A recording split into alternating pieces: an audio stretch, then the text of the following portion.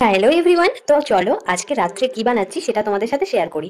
তো এই যে পেঁয়াজ কাটা হয়ে গেছে, আর গ্যাসের ওভেনের ওপরে কড়াইটা বসিয়ে দিয়েছি। তো একটু গরম হয়ে আসলেই ওখানে তেল দিয়ে পেঁয়াজগুলোকে ফার্স্টে ভেজে নেব।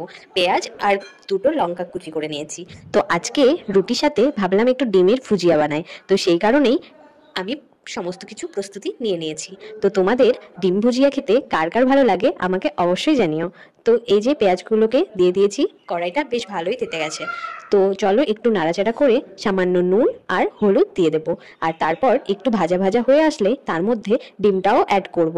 তো তোমরা আগের ভিডিওটাই অনেক ভালোবাসা দিয়েছো, তাই এই ভিডিওটাই তোমরা অনেক ভালোবাসা দিও, সেটাই চাইবো। তো ভিডিওটাই একটা লাইক আর একটা কমেন্ট প্লিজ করে দিও। তো আমি আরও কিছু রিলস আপলোড করেছি, সেগুলোও তোমরা দেখে আসতে পারো আমার চ্যানেলে গিয়ে। আর আজকে এই যে রাত্রে বললাম যে ডিম ভুজিয়া বানাচ্ছি আর রুটি তো হয়ে গেছে, তো আমি আর বাবা তাই দুটো ডিমেরই ভুজিয়া বানাচ্ছি। আর ভাই আর মা খাবে দুধ দিয়ে রুটি, কারণ ভাই তো মানে রাত্রে বেসিক্যালি প্রত্যেকটা দিনই দুধ রুটি খায়, আর মা তো ডিম খায় না, সেই কারণে মা আর ভাই খাবে দুধ দিয়ে রুটি, আর আমি আর বাবা খাবো ডিমের ভুজিয়া আর রুটি।